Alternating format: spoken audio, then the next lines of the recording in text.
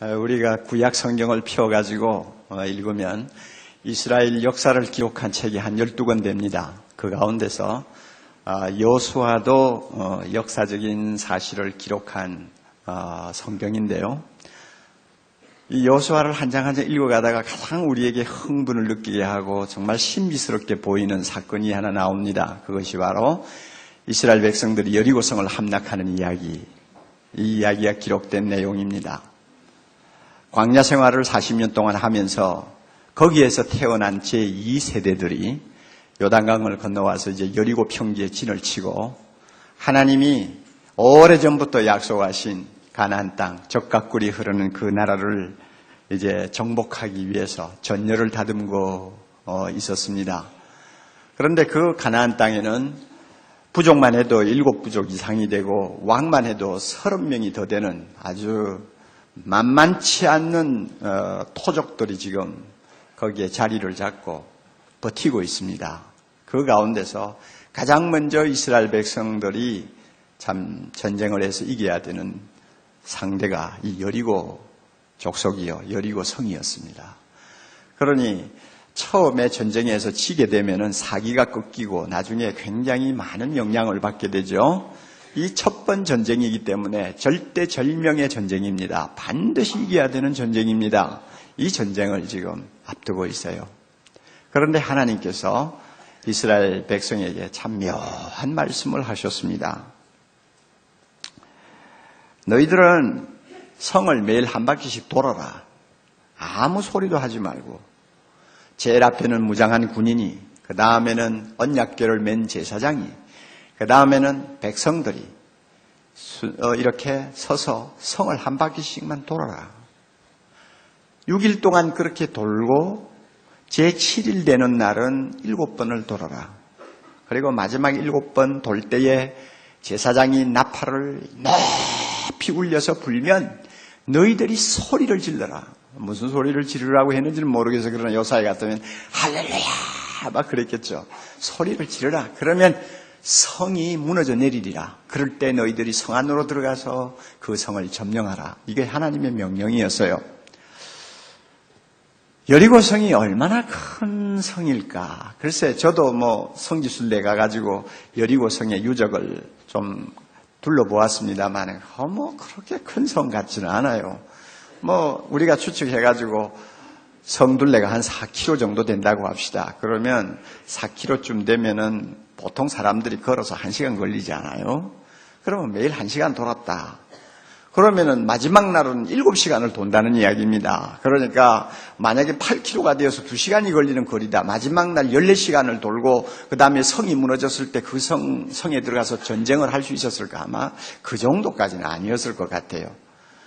그러니까 60만 군대가 또 200만이 넘는 이스라엘 백성들이 다 그 성을 둘러싼다면 그냥 돌 것도 없어. 그냥 포위하면 끝나는 건데 아마 특별히 선발된 정예군들이 아마 그 성을 매일 한 바퀴씩 돌았던 것 같아요. 그리고 마지막 날은 7번을 돌았으니까 그저 기껏 해봐야 한 10시간, 7번 돌면 한 10시간 이내에 그저 돌 수 있는 거리가 아니었나 이런 생각을 합니다. 그러니까 여리고성의 사이즈를 대충 우리가 짐작을 할 수가 있어요.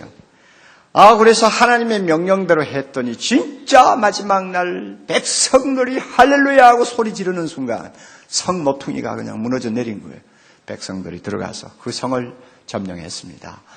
이 성전보가 가나안 땅에 전달되면서 그 가나안에 있는 7부족과 30명이 넘는 왕들의 간담이 녹아내렸어요. 싸우겠다고 하는 어떤 의욕을 상실해버릴 정도로 엄청난 충격을 주었습니다. 이런 이야기를 우리가 성경을 통해 읽으면 우리 마음이 굉장히 흥분을 느끼지 않습니까?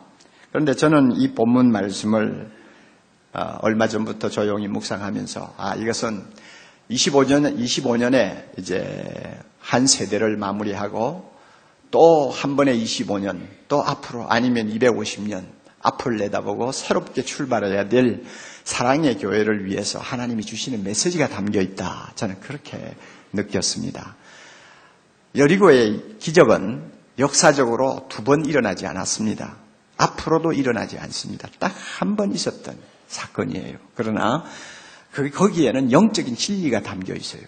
그래서 그 당시에 여리고성을 정복하던 백성들과 우리 사이에 통하는 것이 있어요. 그리고 그 사건과 오늘의 우리의 삶에서 겪는 사건하고 영적으로 통하는 것이 있어요. 이스라엘 백성 하나님의 선민입니다. 우리도 세상으로부터 부름받은 거룩한 하나님의 백성입니다. 이스라엘 백성에게 하나님께서는 가나안 땅을 정복하라는 소명을 주셨습니다. 우리에게도 하나님께서는 예수 그리스도의 이름과 그의 영광스러운 복음을 가지고 이 세상을 하나님 나라로 정복하라는 소명을 주셨습니다. 그러니까 그들이나 우리나 영적으로 다 일맥상통하는 맥을 갖고 있어요. 그러니까 이 사건 안에 오늘 우리 교회를 위해서 주시는, 또 우리 개인을 위해서 주시는 하나님의 메시지가 있다고 저는 확신합니다. 왜냐하면 우리 앞에도 여리고성이 버티고 있기 때문입니다. 오늘날도 우리가 정복해야 될 여리고성이 있습니다. 교회 안에 있습니다. 교회 밖에 있습니다. 이 여리고성을 우리가 정복하지 못하면 앞으로 이 땅에 하나님의 뜻이 이루어지도록 하겠다고 하는 우리의 꿈은 산산이 깨어지고 말 것입니다. 반드시 이겨야 합니다. 반드시 여리고성을 점령해야 합니다. 그러면 첫째로 교회 안에 있는 여리고성에 대해서 우리 이야기합시다. 교회 안에 있는 여리고성. 눈에 보이지 않아요. 그러나 우리가 영적으로 보면 환히 보여요. 오래전부터 이 성은 점점 높은 성곽을 쌓기 시작하고 21세기에 들어와서는 우리 앞에 무서운 골리앗 같은 모습으로 교회 안에 지금 자리를 잡고 있어요. 이것이 무슨 성인지 아세요? 세속화의 현상입니다. 세속화. 세속화가 뭡니까? 예수 믿는 사람이 세상 사람을 닮아가는 현상을 이야기합니다. 세상 사람들이 예수 믿는 사람을 닮아가는 게 아니라 거꾸로 예수 믿는 사람이, 교회 다니는 사람이, 성경 찬송 끼고 다니는 사람이 세상 사람을 닮아가는 거예요. 이게 세속화입니다. 성경적으로 표현한다면 예수 믿는 사람이 이 세대를 본받고 모방하는 것입니다. 또 다른 말로 표현하면 믿는 사람이 믿지 아니하는 사람과 멍에를 같이 매는 것입니다. 이게 세속화입니다. 여러분, 벌써 제가 이 정도 이야기하면 오늘날 교회 안에 세속화의 현상이 얼마나 대단한가 하는 것을 대충 이해할 수 있을 것입니다. 세속화를 전부 설명할 수가 없어요. 그러나 보세요.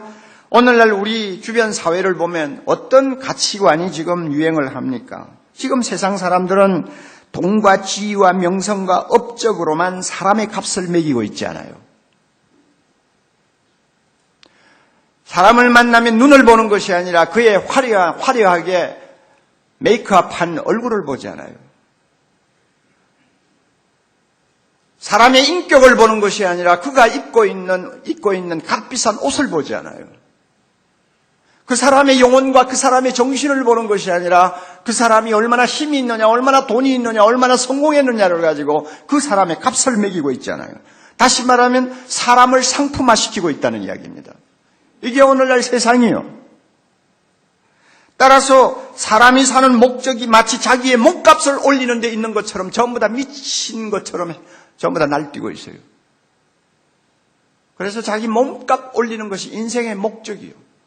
자연히 그러다가 보니까 돈이 하나님이 되었죠.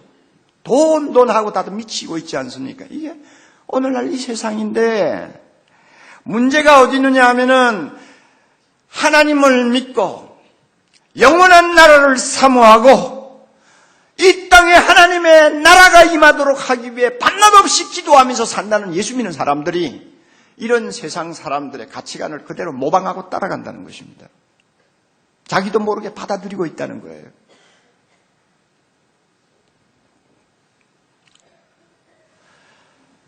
얼마 전에 제가 참 존경하는 어떤 믿음 좋은 분하고 식사를 같이 했습니다. 그분은 평생 대한민국 정부의 대사로서 유럽, 아프리카, 미주, 남미 다니면서 평생 대사로서 생을 보내신 분인데 이제 은퇴를 하셨어요. 그래서 저하고 만나서 이런 이야기 저런 이야기를 나누었는데요. 그분이 이제 한국에 들어오셔가지고 자기 여러 주변의 사람들하고 한번 회식도 하면서 좋은 시간을 가졌는데 그때 단연히 타픽이 뭐였느냐 하면은 윤창열 씨에 관한 사건이었습니다. 한참 그 사람 이름이 신문에 도배질을 할 때니까요. 그 사람이 어떤 사람인지 우리가 잘 알잖아요. 3,000명이 넘는 선량한 시민들의 눈에 피눈물을 쏟게 만든 사람 아닙니까? 자기 하나 잘 살아보고 자기 하나 그냥 벼락부자 되기 위해서 파출소 소장에게 1억이라는 돈을 지어줄 정도로 뇌물을 가지고 온 나라를 그저 흙탕 속에 진흙탕을 만들어버린 정말 인간답지 아니한 파렴치한 존재라는 걸 우리는 잘 압니다. 그런데 그 사람의 이야기가 그 자리에서 사람들에게 관심을 끌었던 것은 그가 교회 집사라는 이야기 때문이에요. 그래서 안 믿는 사람도 있고 믿는 사람도 있으니까 5만 가지 이야기가 다 나왔지 않겠어요? 그런데 이야기가 거의 끝나갈 쯤에 한 사람이 이런 말을 하더래요. 윤창열 씨, 그래도 목사가 아니기에 다행이에요. 자, 이거 정말로 뼈 있는 말인데요. 기가 막힌 소리예요. 내가 그 말 한 사람이 믿는 사람인지 안 믿는 사람인지는 모르지만 이게 뭘 의미하느냐? 오늘 예수 믿는다고 달라진 게 뭐 있냐? 예수 믿는다고 성령 찬송 끼고 다닌다고 이 세상에서 다른 게 뭐 있느냐? 그 이야기예요. 이게 세속화입니다. 이게 세속화요. 여러분, 우리가 2만불 시대를 놓고 대통령으로부터 다 노래를 부르고 있는데요. 이거 보통 심각한 문제가 아니에요. 보세요. 80년대 미국 경기가 굉장히 나빴습니다. 그러니까 사람들이요, 그 당시에는 신앙의 눈을 뜨고 있었어요.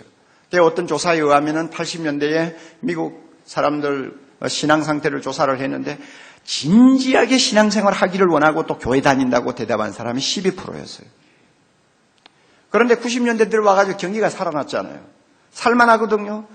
그러니까 똑같은 질문을 했는데 10년 후에 뭐라고 대답이 나왔느냐 하면 진지하게 신앙생활 하겠다고 하는 사람이 몇 프로 나왔느냐면 반이나 줄어서 6%밖에 안 나왔어요.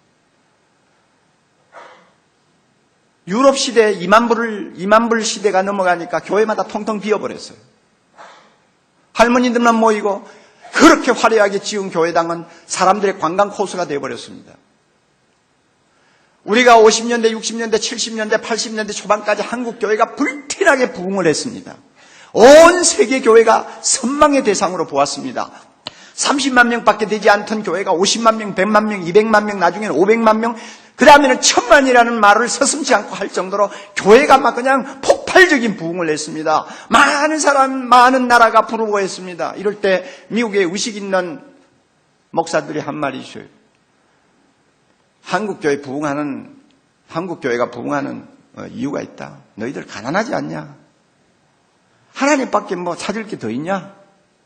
그러니까 하나님 하고 교회를 몰리는 것이지 너희들도 우리처럼 10,000불, 20,000불 시대가 되어봐라. 그렇게 부흥하라.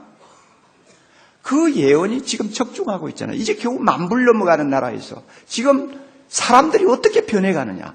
예수 믿는 사람들까지 얼마나 세상적인 가치관에 물들어서 돈하며 사람을 인격으로 대우하는 것이 아니라 상품으로 평가하는 무서운 세태가 교회 안에도 만연되고 있잖아요. 이게 지금 세속화란 말이에요. 정말로 우리나라가 20,000불이 되어버린다면, 국민소득 20,000불이 넘어간다면 교회가 통통 비지 않는다고 누가 장담할 수 있어요? 하나님 찾을 이유가 없는 거죠.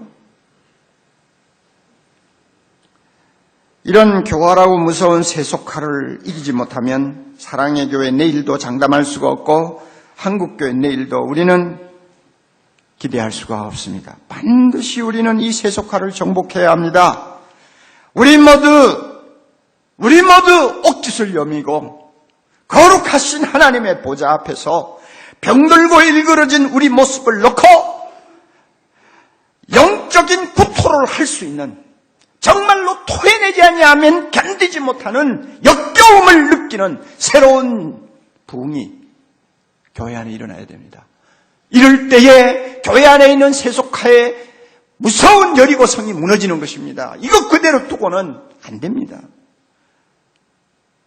여러분, 경건하게 살고자 하는 자는 핍박을 받으리라고 바울이 디모데서에서 말씀을 하셨는데, 여러분, 핍박이 꼭 예수 믿기 위해서 쫓겨다니고 감옥에 가고 하는 것만 핍박이 아니에요. 돈이 아니면 통하지 않는 이 세상에서 그래도 나는 정직하게 살겠다, 하나님의 말씀대로 살겠다 하는 사람 핍박 안 받아요? 핍박받지요. 성공 못할 수도 있어요. 낙오자가 될 수도 있어요. 가난하게 살아야 될 때도 있어요. 이런 것을 감수하고라도 나는 세상 사람 안 따라간다, 나는 하나님의 말씀대로 거룩하게 살겠다 하는 의지를 가지고 사는 운동이 일어난다면 이 교회에 희망이 있죠. 그렇지 않으면 나중에는 교회 안에 있는 세속화의 바람이 교회를 집어삼키고 말 것입니다. 반드시 우리는 이겨야 됩니다. 또 하나, 교회 밖에 여리고성이 있습니다. 그 여리고성을 저는 사탄의 문화라고 이름을 붙이고 싶습니다. 여러분, 문화가 무엇인지 아시죠? 사사기 시대 사람들은 왕이 없었기 때문에 자기 소견대로, 자기 옳은 대로, 제가 옳다고 하면 그대로 그냥 살았다고 했습니다. 절대적인 어떤 기준이나 진리가 없었다는 이야기입니다. 오늘 우리가 사는 세상이 바로 그래요. 여러분, 가만히 보세요. 이 사회에 절대적인 진리를 인정하려고 하는 사람들이 점점 수가 줄어들고 있습니다. 어떻게 보면은 코너에 몰리고 있어요. 개태묵은 인간으로 취급을 받아요. 지금은 내가 옳다고 해서 다른 사람에게 옳다는 말을 할 정도로 인정받을 진리가 없다고 인정합니다. 사람들이 생각해요. 그러므로 무엇이 옳으냐 무엇이 그르냐를 평가할 수 있는 절대 진리를 용납하지 않기 때문에 네가 옳다고 해서 그 옳다는 것을 나에게 강요하지 말라, 이렇게 말합니다. 너에게 옳으면 너에게 옳은 것이지 나에게까지 그 문제가 옳다고 인정될 수는 없다는 거죠. 그리고 나는 내가 보기에 좋고 내가 느끼기에 좋으면 그게 나에게 좋은 것이지 무슨 절대적인 어떤 진리를 가지고 옳으냐 그르냐를 따지지 말라는 것이죠. 이걸 우리는 상대주의 가치관이라고 그러지 않습니까? 이런 생각을 가진 사람들이 오늘 이 세상 문화를 주도하고 있습니다. 그래서 기독교는 이제 한물간 태물이라고 생각합니다. 성경, 그것은 옛날 이야기라고 생각합니다. 그리고 자기 좋은 대로, 자기 원하는 대로 살려고 합니다. 이런 사람들이 우리 주변에 지금 무서운 사탄의 문화를 지금 주도하고 있습니다. 예를 하나 들까요? 여러분, MBC에서 6월 2일부터 7월 22일까지 드라마 하나를 방영했죠. 월하 드라마였는데 옥탑방 고양이라는 거예요. 성이 저하고 같아가지고 기분이 굉장히 안 좋지만 하여튼 그게 뭐냐면 혼전 동거를 하고 있는 26살 먹는 여자가 자기 혼전 동거의 경험을 근거로 해가지고 무슨 글을 썼어요. 그런데 그 글을 가지고 이제 드라마를 만든 거죠. 그런데 그 작가가 한 말을 제가 어떤 지면을 통해서 봤어요. 그 작가가 뭐라고 하는지 알아요? 대한민국의 여성들의 발목에는 여전히 순결제일주의라고 하는 쪽새가 지금 채워져 있다. 그랬어요. 여자는 순결해야 된다. 여자는 정조를 지켜야 된다. 이런 순결주의가 여자들의 발목을 다 잡고 있다는 것이죠. 이것은 첨단 문명을 걷는 오늘 이 시대의 정근대적인 사고방식이다. 이건 없어져야 된다는 이야기예요. 남녀가 서로 평등하다는 것을 확인하기 위해서라도 결혼 전에 동거 좀 해봐야 된다는 거예요. 그 사람 그렇게 주장해요. 그렇지 않고 뭐 성경에서 뭐라고 말씀하는데 하고는 옛날의 그 가치관을 가지고 계속 고집하면 가정에 불화만 일으킨다고 그는 주장합니다. 이런 여자가 쓴 글이에요. 그런데 이 여인이 교회를 다니는 집안의 자녀라는 것을 아세요? 그리고 그 자신도 교인이라고 하는 걸 아세요? 그런데 문제가 무서운 것이 뭐냐면 무서운 사실은 이런 사탄적인 결혼관을 가진 사람이 한 편의 드라마를 써가지고 방영을 하니까 엄청난 파장을 일으킨다는 거예요. 이게 문화의 힘입니다. 시청률이 막 계속 올라가가지고 기록을 갱신했죠. 또 혼전 동거를 부추기는 인터넷 사이트 솔로가 있습니다. 그 솔로에 매일 10,000명씩 증가했어요. 거기에 접속하는 사람들이. 그리고 혼전동거 상대를 찾느라고 젊은이들이 눈에 불을 쓰고 아우성을 치고, 또 어떤 통계를 보면 20대에 혼전동거를 이미 하고 있는 사람이 80만 쌍이라고 하는 통계를 제가 봤어요. 이게 문화입니다. 사탄의 문화예요. 얼마나 난공불락처럼 보이는 여리고성인지 모릅니다. 우리는 이처럼 사악하고 무서운 여리고성을 앞에 놓고 있습니다. 문화전쟁, 문화전쟁은 더 이상 피할 수 없는 과제가 되어버렸습니다. 우리는 복음 명령만 충실해서는 안 됩니다. 복음 명령이 뭡니까? 하나님께서 복음을 전하라는 거지. 말 명령한 것을 우리가 지킵니다. 그래서 예수 믿으라고 그러고 그 사람들 보고 천국 가야 된다고 그러고 오늘 밤이라도 죽으면 천국 가겠습니까? 이렇게 묻고 천국 가라고 그러는 거고, 또 우리 예수 믿는 사람은 매일 성경 읽고 말씀 배우고 하면서 경건하게 사는 거예요. 이게 복음 명령인데 이것을 우리가 충실하는데 여기에서 머물면 안 되는 거예요. 우리에게는 문화 명령이라는 것도 있어요. 문화 명령이 있어요. 그것은 뭐냐면 이 사회 분야에 하나님의 뜻이 이루어지도록 하는 소명이 우리에게 있다는 것입니다. 정치계, 예술계, 문학계, 교육계 모든 분야에서 하나님의 뜻이 이루어지고 하나님의 나라가 거기에 완성되도록 우리가 최선을 다해야 한다는 것이 문화 명령입니다. 이것까지 우리가 감당을 해야 돼요. 어떤 분의 말을 빌리면 예수 믿는 사람은 둘 중에 하나를 선택해야 된다고 했습니다. 뭐냐면 이 사회를 아예 지옥이 되도록 내버려 두든지, 아니면 이 사회에 사는 사람들이 천국의 맛을 조금 볼 수 있도록 만들든지, 둘 중에 하나다 그랬어요. 만약 우리만 구원받고 교회 안에서만 할렐루야 하고 그저 교회만 부흥하고 뭐 숫자 많이 늘어나는 것과 자랑하고 교회 크게 짓는 것 가지고 의시되고 하는 것으로 우리가 그냥 세상을 보낸다면, 그리고 선교사 몇 명 파송하는 걸로 가지고 무슨 뭐 대단한 일을 하는 것처럼 우리가 생각하고, 우리 주변이 지금 세속문화, 사탄의 문화가 높은 성을 쌓고 우리를 포위하고 있는 것에 대해서 우리가 방심한다면 이 세상은 지옥이 되어버릴 것입니다. 혼전동거를 선호하는 사람들이 많아지는 이 세상 지옥이 될 거예요. 인터넷 스팸을 통해서 포르노가 그냥 하루에 수십 건씩 공격을 하고 있는 이런 것을 내버려 두는 세상, 나중에는 완전히 이것은 정글의 법칙만이 통하는 무서운 야만의 시대가 될 거예요. 지옥이 되지 않겠어요? 이거 내버려 두면 안 되는 거예요. 이 여리고성 우리가 정복해야 됩니다. 사랑하는 형제자매 여러분, 예수 그리스도는 온 우주의 주가 되십니다. 할렐루야. 그의 이름은 하늘 위에 높이 들리우시고 영원토록 영광을 받으실 분입니다. 할렐루야. 우리는 주기도문에서 항상 찬양하듯이 주의 이름이 높임을 받고 주의 나라가 임하고 주의 뜻이 이 땅에 이루어지는 일을 위해서 우리는 문화전쟁을 해야 합니다. 그러면 어떻게 하면 교회 안에 있는 세속화라는 여리고성을 우리가 함락시킬 수 있을까? 어떻게 하면 교회 밖에 있는 사탄의 문화라는 이 여리고성을 정복할 수 있을까?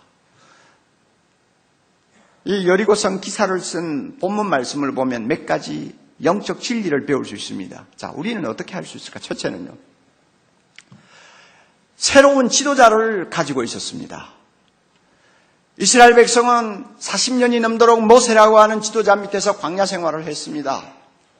그런데 이제 하나님께서 요단강을 건너기 직전에 모세는 옆으로 제꼈어요. 그리고 여호수아라고 하는 젊고 패기 있는 새로운 지도자를 세웠어요. 그리고 그 여호수아를 중심으로 해서 이스라엘의 제2세대가 여리고성을 함락하고 가나안 땅을 정복하도록 하셨어요. 모세는 하나님 앞에 매달렸습니다. 하나님, 저도 요단강을 건너가서 저 가나안 땅에 가가지고 이스라엘 백성과 함께 하나님이 주신 땅을 정복하는 영광을 주시옵소서. 하나님 앞에 매달려 기도하는 장면이 교회에 나와요. 그럴 때 하나님께서 놓으라고 하셨어요. 너는 안 돼. 그래서 느보산에 그를 불러가지고 멀리서 가나안 땅을 전부 내다보게 하신 다음에 그를 데리고 와버렸어요. 그리고 여호수아라는 새로운 지도자를 주었습니다. 새로운 패러다임을 가진 지도자, 젊은 지도자, 그리고 전쟁을 할 수 있는 지도자, 또 새로운 힘을 가진 지도자, 이 요수아를 주었어요. 그래서 승리할 수 있었습니다. 사랑의 교회 25년 동안 하나님께서 비천한 저를 사용하셨어요. 장로교 헌법에 따르면, 헌법이 아니라 장로교 규약에 따르면 저 아직도 5년은 더 일할 수 있어요. 그래서 하나님 앞에 속으로 하나님, 뭐 저 70까지 할 수 있잖아요. 아니, 90도 할 수 있잖아요. 건강 주시면 90까지 할래요. 뭐 이런 인간적인 생각도 없잖아.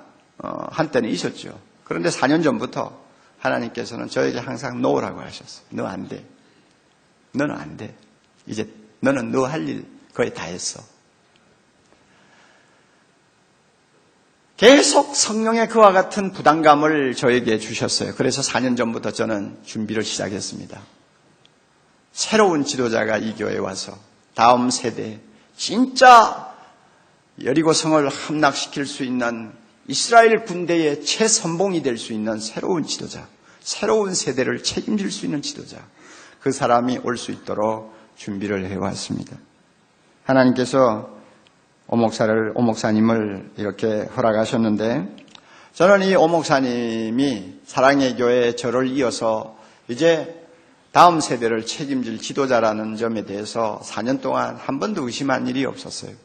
그리고 우리 이 문제를 놓고 둘이서 지금까지 기도해 왔어요.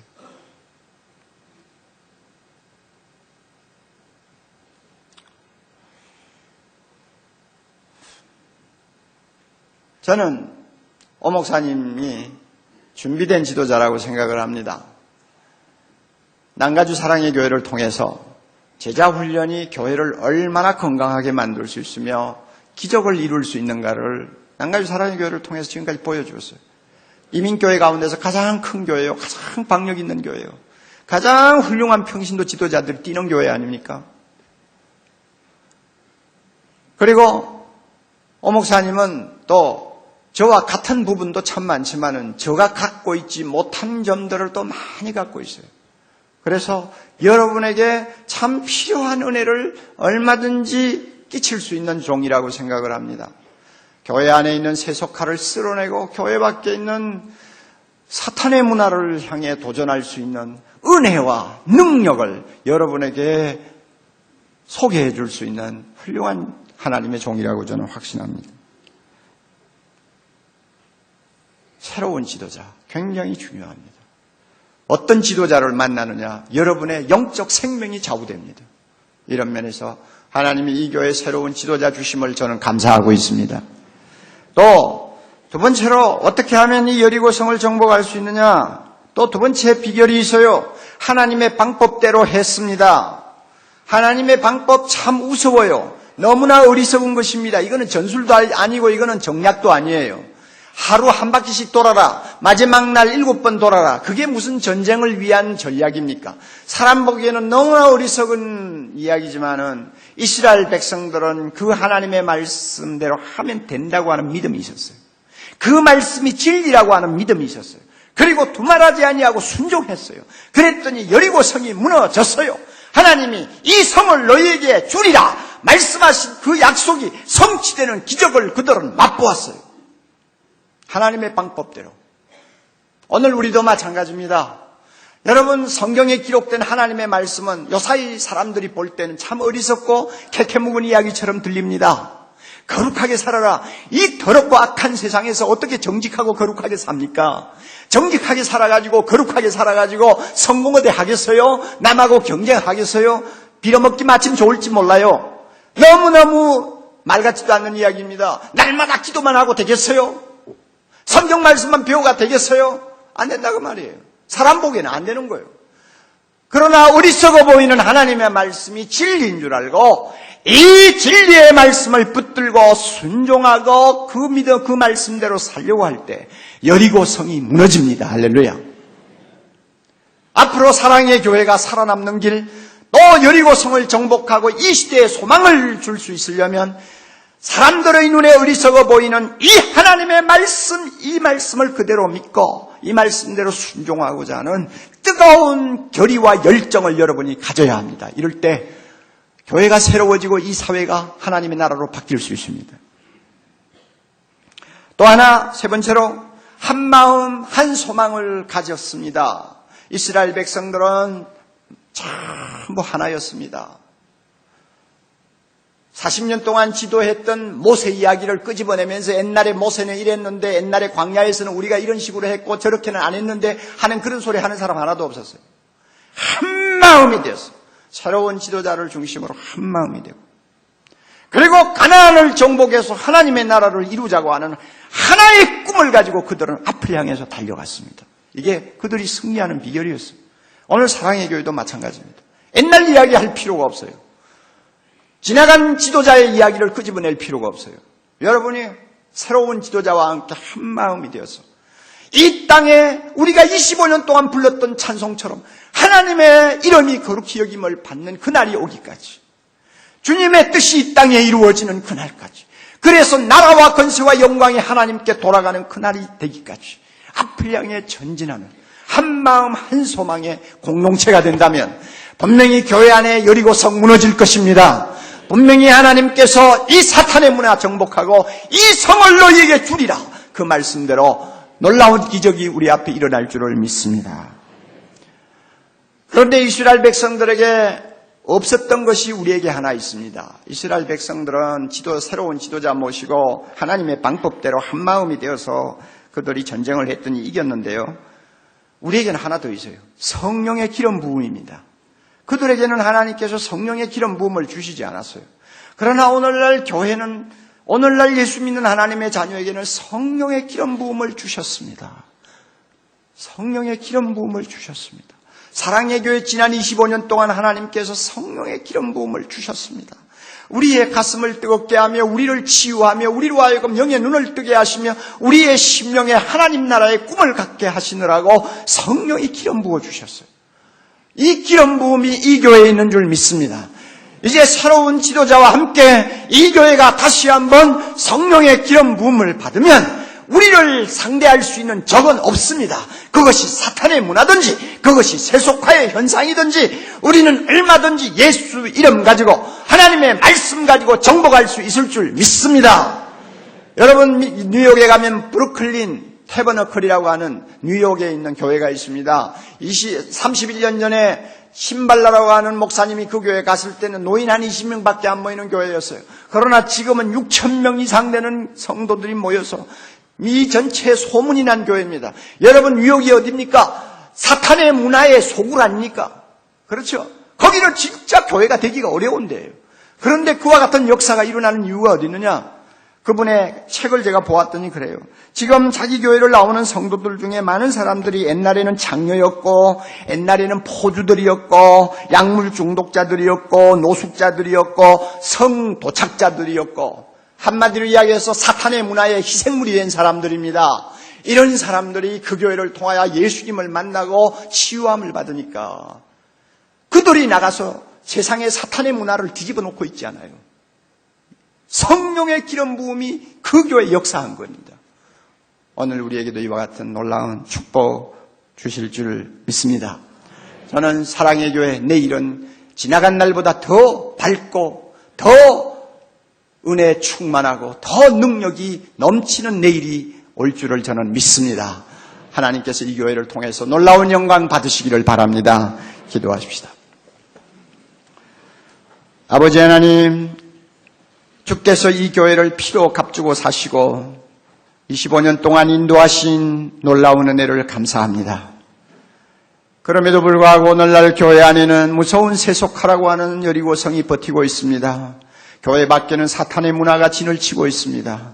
아버지 하나님, 이제 이 교회가 앞으로 하나님의 영광을 위하여 싸워야 될 전쟁이 너무나 중요한데 주께서 이 일을 위하여 새로운 지도자 보내주시고 온 교회가 하나님의 방법대로 하나님의 명령대로 순종하면서 한마음이 되어 성령의 기름 부음을 받을 수 있도록 축복해 주신 거 감사합니다.